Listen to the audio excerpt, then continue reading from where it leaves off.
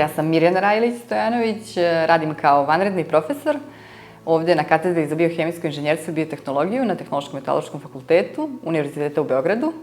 I u kontekstu ove priče koju vi pravite, u 2% sam najuticajnijih naučnika sveta.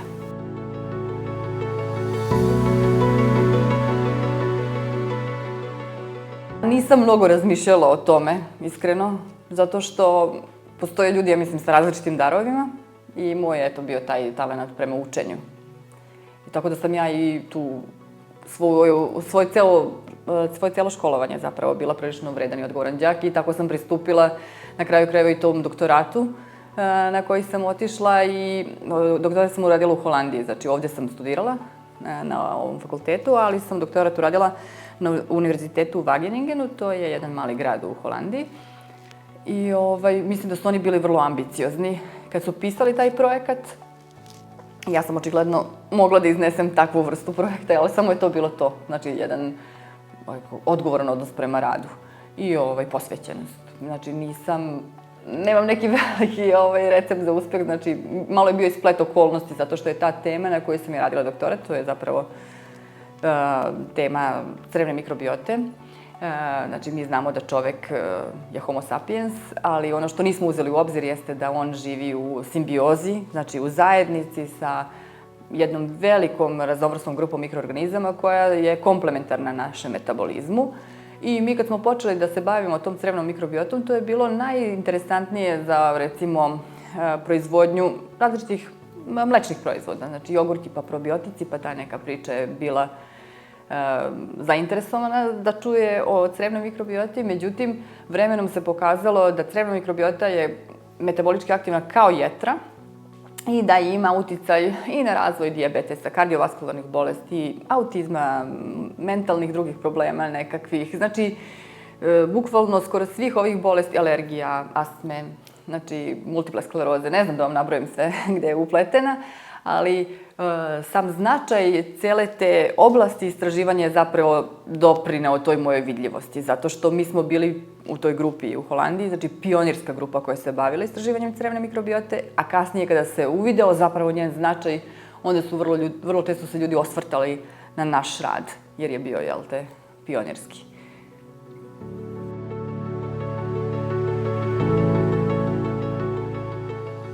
Mislim da je meni, evo lično mogu da kažem, kad se neko prešalte iz nekog obrazovnog sistema u taj domen nauke, malo tu postoji jedan period prilagođavanja zato što, ajde sad, to malo ima i veze sa srpskim obrazovnim sistemom, vrlo smo pasivni kao učenici i studenti.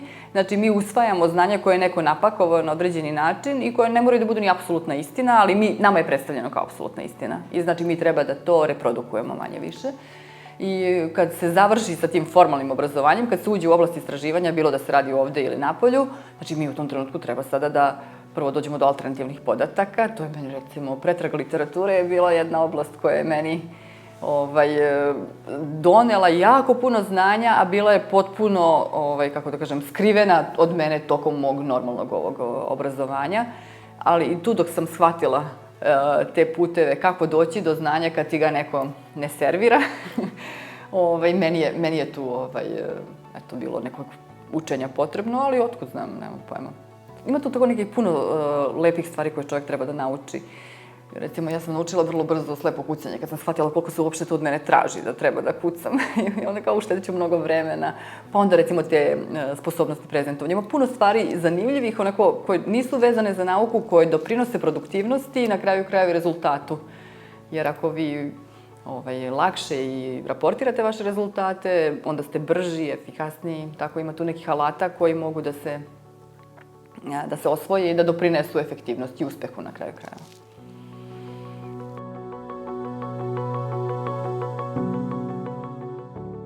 Svakako mislim da je vrlo očigledno da, ne znam, se svi osvrćemo na Teslu i Pupina ili na Njutna ili ne znam, znači uglavnom će to biti neke muške figure.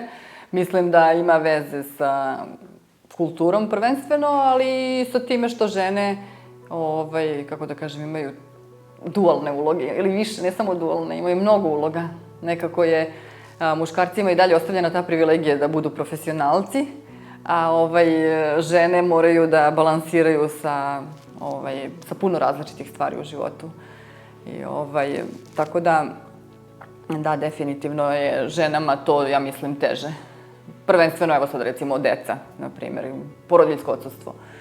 Koliko god da je kratko, u Holandiji, na primjer, je samo 3 meseca nakon porođaja, dramatično je kraće nego u Srbiji, ali svakako, to će doprinesti produktivnosti, ali svakako je nešto što vam pravi otklon taj od posla, znači koji ne mora da se desi muškarcu. Ja recimo imam 4 dece, svakako da znam da bih bila produktivnija u smislu profesionalnom da nisam imala decu. Ja apsolutno nikad neću zažaliti za odsustvom uspeha zbog dece, apsolutno. I mislim da je to vrlo često i taj rezultat, zato što prioriteti se postavljaju na različite načine. Evo, Mileva Einstein i Albert Einstein, to ima ta priča gde su oni imali dete koje je bilo bolesno i ona je jednostavno morala da se fokusira na decu. I to je razlog, ja mislim, prvenstveni, što je muškarcima kulturološka postava takva, a i biološka na kraju krajeva, da je lakše da budu profesionalci.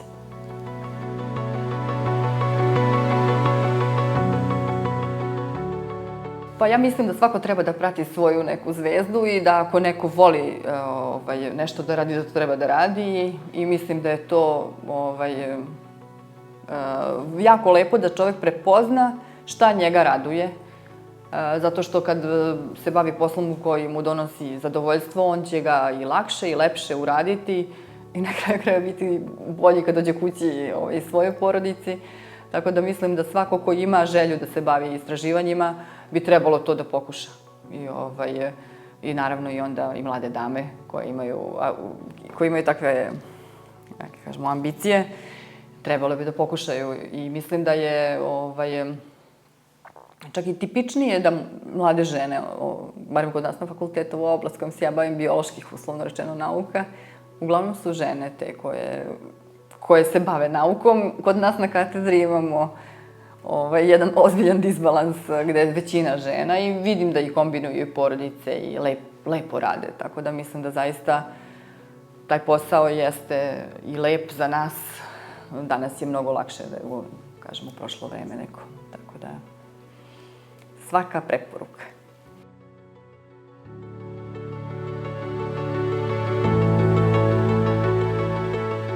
U kontekstu nauke i uopšte društva, mislim da smo mi, ukoliko ne uradimo neke promene, osuđeni na to da ne budemo ekscelentni. Znači, jako je teško dati značajan doprinos u sistemu koji nije dobro organizovan i ono što ja vidim, pošto sam radila i u Holandiji i u Srbiji, jeste da u odsustvu organizacije zapravo je onda teret na istraživačima, na naučnicama, bilo kog pola, takav da moramo da se bavimo sa jako puno drugih nekih, ajde da kažemo, ugrubo administrativnih stvari. I da vrlo često na tako neke, da kažemo, trivijalnosti ode puno energije. I mislim da je to stvarno šteta. I mislim da napor koji bi se uložio za to inicijalnu neku bolju organizaciju bi zaista mogao da napravi platformu da budemo bolji.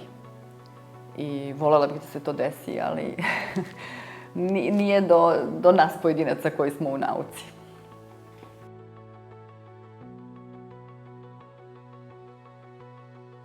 Sad to zaista ne mogu da kažem, jer ja nisam neko ko je imao jasnu takvu ideju, pa sam htela da budem kao Marija Curie, na primjer. Mislim, ona je svakako za poštovanje svake vrste, ali ja prosto nisam imala tako neke uzore. Ali evo danas kad ljudi, ako ćemo na lokalu da se zadržimo, pa sad Tesla Pupin koji sam pomenula na početku, meni je recimo Pupin više neko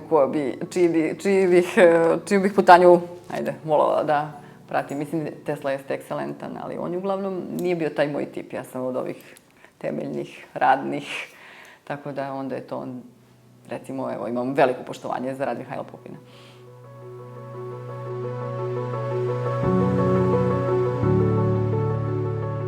Veoma.